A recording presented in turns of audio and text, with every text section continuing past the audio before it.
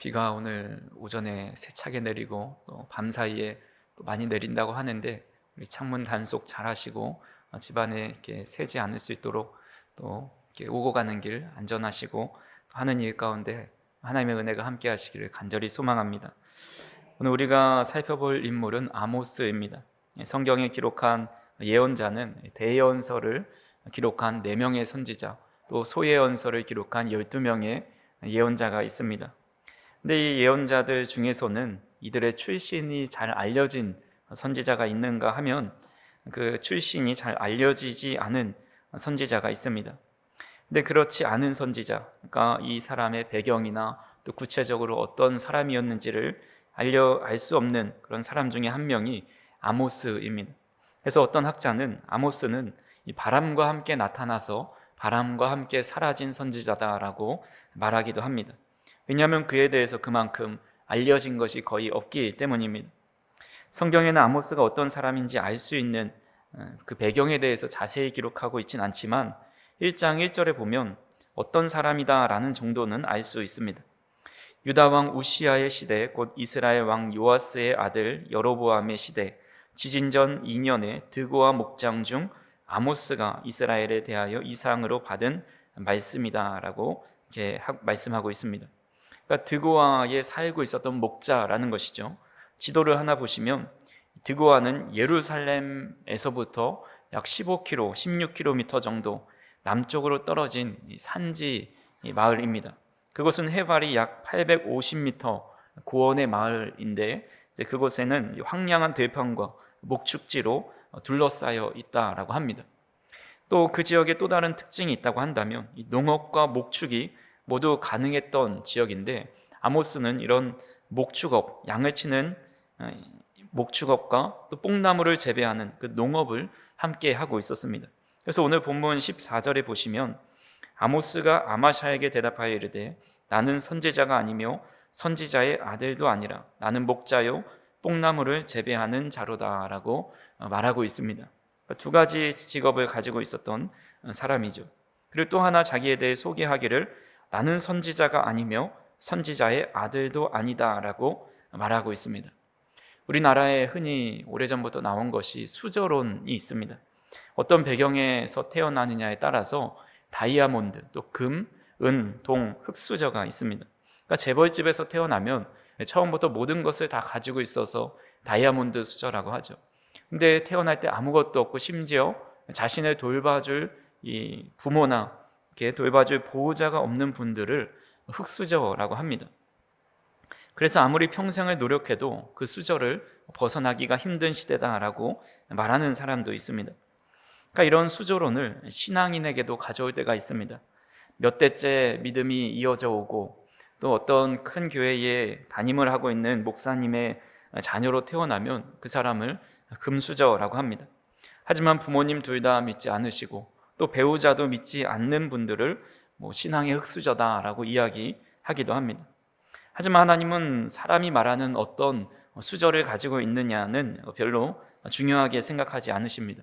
하나님은 출신이 좋은 사람이든지 혹은 출신이 불분명한 사람이든지 상관없이 그 사람을 사용하고자 하면 사용하신다라는 겁니다.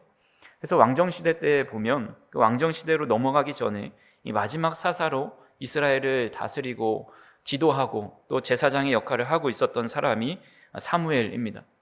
그는 성전에서 일하는 레위지파 출신이었고 그의 아버지의 족보가 사무엘상 1장 1절에 언급될 정도로 신앙의 명문 가문이었습니다.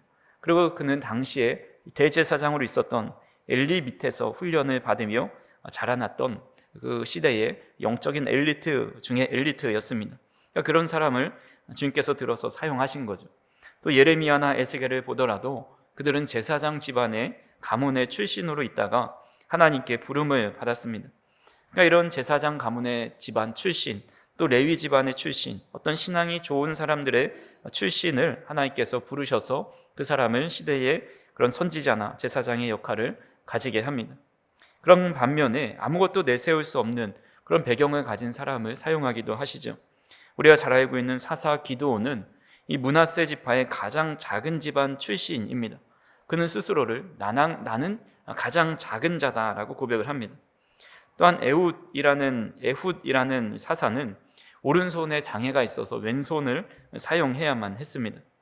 제가 어렸을 때만 해도 이 왼손잡이를 가진 이 자녀들의 왼손을 오른손으로 바꾸려고 이렇게 노력하시는 부모님들이 꽤나 있었습니다. 그래서 나온 노래 중에 하나가 패닉이라는 가수가 지은 왼손잡이라는 노래가 있습니다. 나를 봐, 내 작은 모습을. 너는 언제든지 웃을 수 있니? 너라도 날 보고 한 번쯤 그냥 모른 척해 줄 순 없겠니? 하지만 때론 세상이 뒤집어진다고, 나 같은 아이 한둘이 어지럽힌다고, 모두 다 똑같이 손을 들어야 한다고 그런 눈으로 욕하지 마. 난 아무것도 망치지 않아. 난 왼손잡이야. 라는 그런 가사가 있습니다. 내 작은 모습을 보라고 합니다. 사람들이 늘 자신의 모습을 지적합니다. 그의 존재로 인해서 사회가 어지러지고 망쳐지게 된다고 합니다. 이런 부정적인 시선으로 자신을 바라보는 이유가 바로 나는 왼손잡이야 라고 말하면서 그 왼손잡이를 바라보는 그 사회의 시선에 대해서 풍자하며 노래하고 있는 겁니다. 하물며 지금으로부터 약 3,000년 전에 그 왼손잡이는 이 주류에서 벗어난 존재, 또 때로는 약하고 비정상적이고 부정함을 나타내는 존재로 여겼습니다. 그래서 실제로 고대 메소포타미아나 이 이집트의 대부분의 지역에서는 이 오른손을 더 우월하게 여겨서 어떤 사람과 계약을 체결할 때, 또 서약할 때, 또 어떤 축복을 해줄 때 항상 오른손으로 행했습니다. 그리고 왼손으로 한다는 것은 다른 사람을 낮춰 보는 것이고 또 부정하게 본다라는 겁니다. 그렇게 사회에서도 부정하고 또 약하게 보이는 왼손잡이 에훗도 하나님께서 사사로 들어서 사용해 주셨습니다. 우리가 잘 알고 있는 베드로도 갈릴리 촌에서 이 고기잡이를 하는 아무것도 배운 것이 없었던 그였지만 그를 초대교회의 지도자로 세우십니다. 또한 막달라 마리아도 과거 귀신 들렸던 여인이었지만 예수님의 부활을 첫 번째로 증언하는 그런 여인이 되었습니다. 우리가 다음 주 주일 오후에 볼 영화도 한국교회 1호 목사님이자 조선의 바울로 보이는 김창식 목사님의 생애를 다룬 영화입니다. 그분은 21살에 세상을 알기 위해서 고향을 떠나서 전국을 돌아다니면서 방랑 생활을 합니다. 때로는 지게꾼을 하기도 하고 막노동꾼, 머슴살이, 마부 등을 하면서 지내다가 결혼을 해서 이제 정착을 하게 되는데 그때 서양 선교사들이 작은 어린아이들을 데려다가 야만적인 행동을 한다라는 소문을 듣고 그런 이제 선교사 집에 취직을 합니다. 그러니까 이제 머슴으로 이제 취업을 하는 거죠. 그래서 선교사의 사생활을 일일이 보면서 그런 불미스러운 일을 하는지를 이제 감시하는 겁니다. 그러면서 예수님을 믿게 되었고 이제 목사가 되어서 25년 동안 전국을 돌아다니면서 125개의 교회를 개척했고 48개의 예배당을 건축하였습니다. 그러니까 김창식 목사님을 비롯해서 사실 한국교회 초기에 목사님이 되신 분들은 제대로 된 신앙교육을 받은 분도 없고 또한 제대로 된 형편을 가진 분도 많지 않았습니다. 어려운 환경 속에서 한경직 목사님, 길선주 목사님, 경제적으로 넉넉지 않고 어려운 환경 속에서도 하나님께서 그들을 사용하셔서 한국교회에 초석을 놓는 것을 보게 됩니다. 그러니까 세상은 좋은 가문, 뛰어난 사람, 엘리트 출신만을 원하고 그들을 바라보지만 하나님께서는 어떤 출신도 상관없이 사용하신다라는 겁니다. 특히 아모스와 같이 신앙의 배경도 없고 내세울 것도 없는 사람들을 하나님은 사랑하십니다. 왜냐하면 하나님께서는 필요하시다면 이 부족한 집안과 학벌과 학력과 지혜와 지식을 하나님이 모든 것을 다 채워주실 수 있기 때문에 사실 하나님 보실 때는 그것이 큰 문제거리가 되지 않는다라는 겁니다. 그렇게 바람과 함께 나타났다가 사라지는 우리의 인생이다 할지라도 하나님께서는 우리를 충분히 우리의 부족한 모습들을 들어서 사용하실 수 있다는 사실을 꼭 믿으실 수 있기를 바랍니다. 그래서 세상의 수조론을 우리의 신앙에 가져오셔서 나는 집안이 이래서 나는 신앙 배경이 이래서 하나님 뜻대로 살 수 없다라고 생각하지 마시고 우리의 집안과 환경과 지내온 모든 세월을 뛰어넘고 하나님께서 우리를 다 사용하실 수 있다라는 확신과 믿음을 가지고 우리를 주님의 자녀로 삼으시고 주님의 도구로, 은혜의 도구로 삼으신 것에 감사하며 살아갈 수 있는 저와 우리 성도님들이 되기를 간절히 소망합니다. 그렇다면 하나님은 어떤 기준으로 사람을 택하여 사용하실까요? 오늘 아모스를 택하신 기준을 보면 한 가지 기준을 삼으셨다라는 것을 보게 됩니다. 그것은 바로 하나님의 부르심에 따라 겸손하게 순종한 사람이라는 겁니다. 오늘 본문 15절 말씀 같이 한번 읽어보겠습니다. 양떼를 따를 때에 여호와께서 나를 데려다가 여호와께서 내게 이르시기를 가서 내 백성 이스라엘에게 예언하라 하셨나니. 앞에서도 말씀드렸다시피 사실 아모스는 아무런 신앙적인 배경이 없는 사람입니다. 신학을 공부한 것도 아니고 율법을 연구한 사람도 아닙니다. 때로는 양을 이끌고 정처 없이 이곳저곳 돌아다녀야 했고, 때로는 한 곳에 정착해서 양을 치기도 했습니다. 사실 목자의 일 하나만 하는 것도 얼마나 고되고 힘들었겠습니까? 근데 그뿐만 아니라 이 뽕나무도 재배하는 일을 했으니 그가 얼마나 바쁜 삶을 살았는지를 우리는 간접적으로 알 수가 있습니다. 그럼에도 그는 하나님을 향한 믿음이 있었습니다. 그리고 어떤 일을 하든지 간에 시간을 쪼개서 다윗처럼 찬양하고 틈틈이 묵상하는 삶을 살아갔을 거라 생각을 합니다. 아니면 하나님의 말씀에 대한 갈급함, 또 사모함이 늘 있었을 거라 생각이 됩니다. 그래서 베드로도 주님께서 나를 따르라 말씀하셨을 때에 그가 율법에 능통했고 또 성경을 열심히 연구한 사람이어서 예수님이 누구신지 정확히 알고 주님을 따른 것이 아니었습니다. 나를 따르라 하시니 자신도 모르게 따라간 겁니다. 저 예수라는 분이 누구실까? 저분을 따라가면 내가 알지 못하는 놀라운 일들을 알 수 있게 되지 않을까? 영적인 갈급함을 가지고 주님을 따라갔던 것입니다. 아모스가 어떤 마음으로 하나님의 부르심에 양을 치다가 즉시로 순종할 수 있었는지, 어떤 믿음을 가지고 있었는지는 정확히는 알 수 없습니다. 하지만 분명한 한 가지는 그가 하나님의 부르심 앞에 어떤 의문이나 질문도 제기하지 않고 겸손히 순종했다라는 사실입니다. 그 사실 하나만으로도 그의 믿음은 정말 대단한 것이고 우리가 충분히 본받아야 할 만한 믿음이다라는 겁니다. 그가 살아가던 시대는 하나님의 부르심대로 그 뜻대로 살아가기가 정말 어려운 시대였습니다.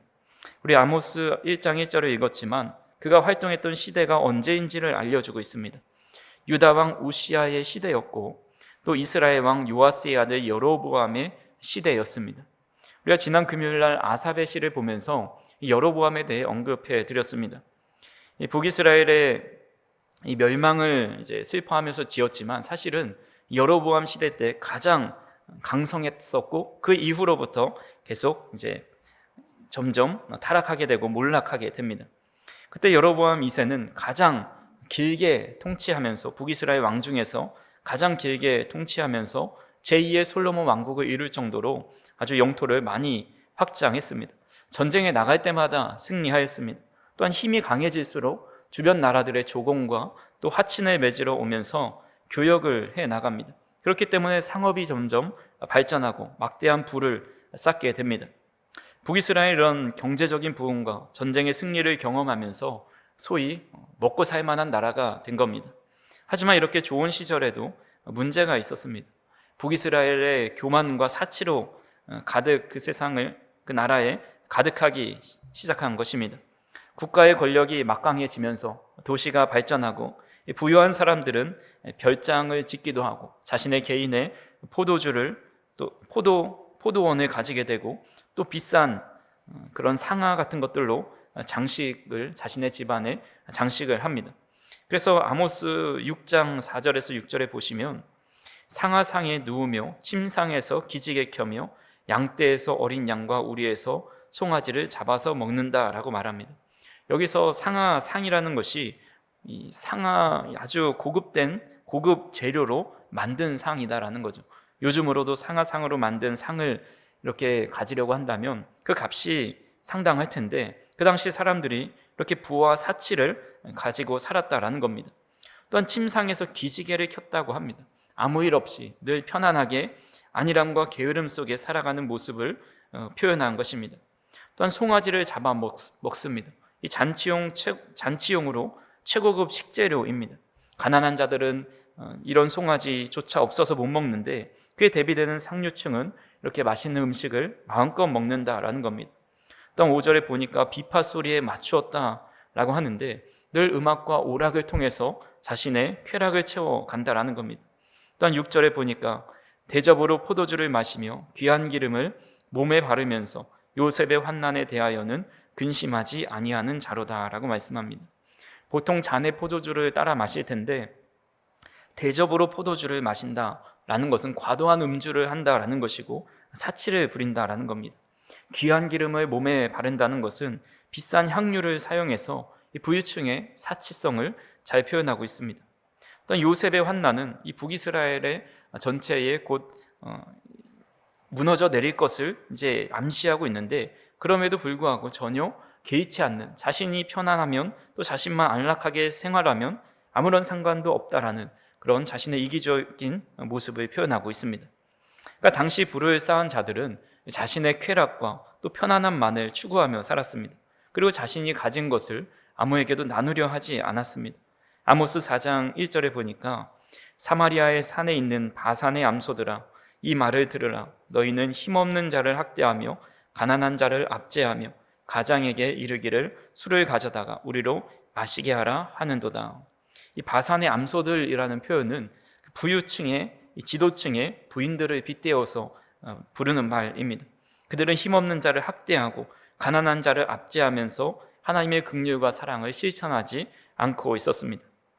그러니까 사회는 부익부 빈익빈 현상이 나타나기 시작했고 가난한 사람들을 위한 정의도 사라졌습니다. 빌려온 돈을 갚지 못한 가난한 사람들은 결국 착취를 당했고 결국 종으로 팔려가는 일도 비일비재하였습니다. 그러니까 세상이 점점 악으로 물들고 있었지만 이 일에 대해 경고하는 사람이 없습니다. 오히려 재판관들은 돈을 받아서 그 사람들에게 유리하도록 재판을 이끌어 갑니다. 이런 일들이 만연해졌다라는 겁니다. 그렇다면 우리나라는 어떨까요? 우리나라도 이 아모스의 시대와 크게 다르지 않다라는 것을 보게 됩니다. 우리나라 한국전쟁 이후에 1950년대에 40%에서 50%가 이 절대 빈곤자였다고 합니다. 하지만 1960년대 이후에 50년 동안 이 고성장을 합니다. 그래서 1인당 GDP가 1960년대에 290달러였다가 2010년도에 28,000달러까지 상승합니다. 그래서 우리나라를 연구한 한 기관에서 후진 경제에서 현대적인 산업 경제로 전환된 속도가 다른 산업국들은 거의 100년에 걸쳐 이룬 것을 우리나라는 한국은 50년에 이루었다라고 평가하기도 합니다. 그러니까 이렇게 나라가 경제가 고속 성장을 하면서 우리나라도 이제 살만한 나라가 된 겁니다. 하지만 살만한 나라가 된 이때가 참 믿음을 지키기가 힘들고 더 어렵고 하나님의 뜻대로 살아가는 것이 더 힘들다라는 생각을 하게 됩니다. 그렇게 살아가는 성도들도 점점 줄어가고 있습니다. 그 지표가 바로 우리 다음 세대가 점점 줄어가고 있다는 것이고, 또 하나의 지표가 신학생들이 점점 줄어가고 있다는 겁니다. 우리 통합측 산하신학교가 총 전국에 7개가 있습니다. 7개의 신학대학원에 입학을 보면 서울에 있는 장신대를 제외하고는 나머지가 다 그 정원을 채우지 못하고 결국은 미달에 있게 되고 몇 명, 10명 미만으로 모집되는 경우도 있습니다. 그래서 이 신학교들을 통폐합해야 된다는 이야기가 벌써 20년, 30년 전부터 나오고 있습니다. 저출산으로 인한 학령 인구의 저하도 있지만 이 교회에서 신앙생활하는 성도들이 또 그에 따른 소명을 받은 사람들이 점점 줄어들고 있고 세월이 갈수록 점점 하나님의 말씀을 따라 살아가기를 힘들어하고 있다는 겁니다. 그래서 신앙생활을 적당히 하기를 원하고 너무 부담을 주는 교회는 기피하는 대상이 되어버렸습니다. 이런 시대 속에서 하나님의 소명을 가지고 하나님의 뜻대로 살아가기는 정말 힘듭니다. 하지만 아모스는 하나님의 부르심에 그대로 순종했고 하나님의 말씀을 북이스라엘에 가서 전했습니다. 물론 그 일이 순탄한 것은 아닙니다. 아모스서에 보면 아모스를 핍박한 아마샤라는 제사장이 나옵니다. 아모스 7장 10절에 보시면 때에 베델의 제사장 아마샤가 이스라엘의 왕 여로보암에게 보내어 이르되 이스라엘 족속 중에 아모스가 왕을 모반하나니 그 모든 말을 이 땅이 견딜 수 없나이다 라고 말씀합니다. 그러니까 아마샤가 왕에게 그가 하는 말이 우리에게 모욕을 주고 우리를 절망하게 하고 힘들게 합니다 라고 고할 정도로 이 아모스는 큰 어려움을 겪고 있었다라는 겁니다. 또한 12절과 13절에 보시면 아마샤가 또 아모스에게 이르되 선견자여 너는 유다 땅으로 도망하여 가서 거기에서나 떡을 먹으며 거기에서나 예언하고 다시는 베델에서 예언하지 말라. 이는 왕의 성소요 나라의 궁궐 이민이라 라고 말을 합니다. 그러니까 너는 출신도 불분명하고 또 신학도 제대로 배운 것도 아닌데 왜 여기 와서 하나님의 뜻을 전하고 있냐? 너 동네에나 가서 떡을 먹고 그것에나 가서 예언하라 하면서 무시를 당합니다. 그래서 전승에 의하면 이 아모스는 북이스라엘의 하나님의 심판을 전하다가 결국 제사장 아마샤에게 몽둥이를 맞아 죽었다라는 그런 전승이 내려오기도 합니다. 그러니까 이 어려운 시대 속에서 아모스는 이렇게 낙심하지 않고 또 그 사명을 끝까지 어떻게 해서 감당할 수 있었을까요? 그 이유를 그의 이름에서부터 우리는 좀 유추해 볼 수가 있습니다. 아모스라는 이름은 무거운 짐을 진 사람이라는 뜻입니다. 그의 이름 그대로 무거운 짐을 지었다라는 거죠. 그 무거운 짐은 단순히 생활의 어려움이나 육체적인 고난함을 의미하지 않았습니다. 그것은 하나님께서 주신 말씀의 짐, 북이스라엘의 죄악과 다가올 심판을 전해야 하는 사명의 짐이었습니다. 아모스는 그 시대 속에서 하나님의 말씀을 선포하는 것이 참 무거운 짐인 것을 잘 알았지만 그것을 외면하지 않고 끝까지 지고 갔습니다. 왜냐하면 그 짐은 자신의 것이 아니라 하나님이 지어주신 짐이고 하나님의 짐이라면 하나님께서 그 짐을 함께 지어주실 것이다 라는 믿음이 있었기 때문입니다. 그 짐을 지고 가는 순간만큼은 자신이 그것을 지고 가는 것이 아니라 하나님께서 동행해 주셔서 하나님께서 함께 지어주시는 영광의 멍에라 생각을 했기 때문입니다. 예수님께서 제자들에게 이렇게 말씀하셨습니다. 마태복음 16장 24절 같이 한번 읽어보겠습니다. 이에 예수께서 제자들에게 이르시되 누구든지 나를 따라오려거든 자기를 부인하고 자기 십자가를 지고 나를 따를 것이니라. 아멘. 예수님은 나를 따라오려거든 자신을 부인하고 자기 십자가를 지고 따라오라 말씀합니다.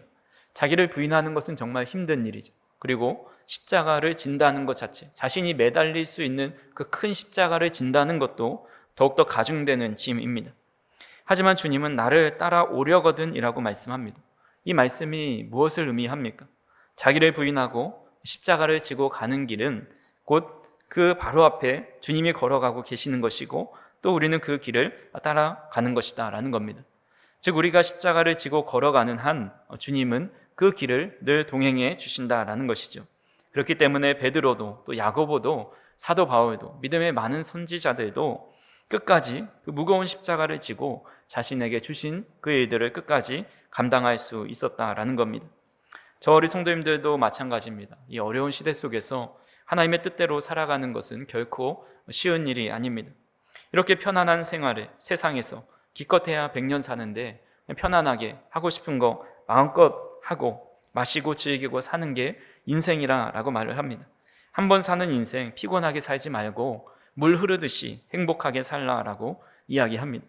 하지만 주님은 그렇게 편안하게 안주하며 자신의 행복만을 위해 살던 우리들을 하나님께서 부르셨습니다. 그리고 각자의 십자가를 지고 나를 따르라 말씀하십니다. 그 주님의 부르심에 따라 우리도 주님을 따라 나설 수 있는 아모스와 같은 사람들이 될 수 있었으면 좋겠습니다. 그렇다면 구체적으로 하나님은 우리에게 어떤 짐을 따라가고 가기를 원하시는 것일까요? 두 가지 짐으로 살펴볼 수가 있습니다. 첫 번째로 말씀의 짐입니다. 오늘 본문 15절과 16절 말씀을 보시면 양떼를 따를 때에 여호와께서 나를 데려다가 여호와께서 내게 이르시기를 가서 내 백성 이스라엘에게 예언하라 하셨나니 이제 너는 여호와의 말씀을 들을지니라. 내가 이르기를 이스라엘에 대하여 예언하지 말며 이삭의 집을 향하여 경고하지 말라 하므로. 아모스는 양을 치다가 갑자기 하나님께서 부르셔서 이스라엘에 가서 예언하라 하십니다. 그리고 16절에 이제 너는 여호와의 말씀을 들을지어다 라고 하면서 바로 하나님의 말씀을 전하는 것을 보게 됩니다. 우리가 지어야 할 짐이 바로 하나님의 말씀의 짐입니다. 오늘 우리에게 주어지는 말씀을 잘 저장해 놨다가 내일 혹은 다음 주에 실천하는 것이 아니라 우리가 일상에 살아가면서 주님께서 주시는 그 말씀을 받았을 때 즉시로 가서 받은 말씀을 전하고 또 실천해야 한다라는 겁니다. 16절 중반부에 보시면 제사장 아마샤에게 이렇게 말합니다. 이스라엘에 대하여 예언하지 말며 이삭의 집을 향하여 경고하지 말라고 내게 경고해도 나는 여호와의 말씀을 전하겠다라고 말을 합니다. 하나님의 말씀을 받아도 사탄이 와서 그 말씀을 다 빼앗아갑니다. 그 말씀은 시대와 맞지 않는 말씀이라고, 굳이 지금 실천하지 않아도 된다고 말합니다. 하지만 아모스는 누가 뭐라 하든지 하나님의 말씀을 그대로 선포했고 그대로 실행했습니다. 그래서 저와 우리 성도님들도 말씀을 그대로 받고 실행하는 것은 정말 힘든 일이지만 아모스 선지자처럼 말씀의 짐을 힘들다고 버리고 외면하지 마시고 어깨에 잘 지고 메고 갈 수 있는 저 우리 성도님들이 될 수 있기를 간절히 소망합니다. 두 번째로 사랑의 짐을 지어야 합니다. 아모스는 사랑을 잃어버린 이스라엘 백성들을 향해서 이렇게 말합니다. 좀 길지만 아모스서 8장 4절에서 6절을 제가 읽어드리겠습니다.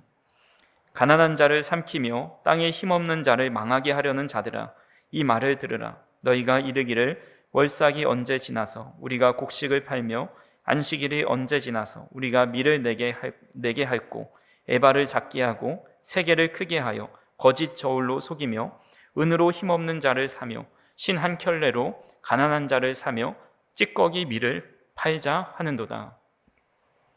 아모스가 전한 이 메시지는 단순히 그 사회를 비판하고자 했던 것이 아닙니다.